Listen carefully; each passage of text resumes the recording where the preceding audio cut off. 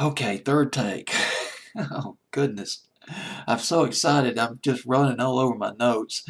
And, well, let's go to the song at number 14 without further ado. This was a long time coming for this band. They started in 1979 as a punk band and evolved into a pioneering alternative band.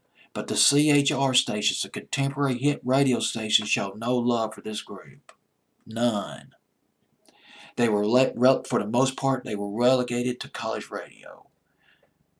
That's how they built up their base. They released six. It wasn't until their sixth album before they crossed over into the mainstream, at least briefly. The Replacements, the name of the group, the Replacements, and for the most part, well, Bob Westerberg, he was the guitarist, the lead singer. There was Bob Stinson. He left the group in 1986. He was a guitar player. Tommy Stinson, the bass player, and Chris Mars, the drummer. But there were personnel changes. Stinson left in 1986. Slim Dunlap became the lead guitar player later on. Steve Forley replaced Chris Mars, as drummer in 1990. And let's go to their sixth album.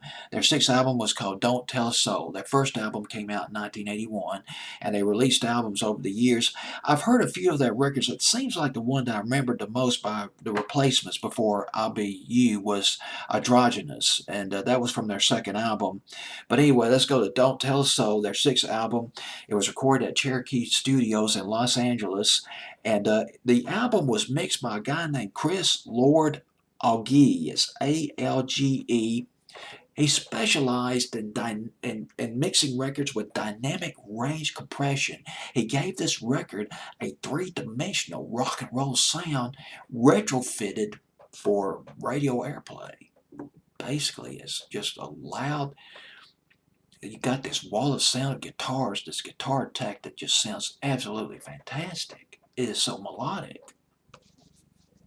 The Replacements, they influenced a wide variety of influences, basically rock and roll, but still many shades of rock and roll to deal with, from punk to classic rock, influenced by the Beatles, the Rolling Stones, Lou Reed, Velvet Underground, Ramones, Clash, REM, Big Star, Faces.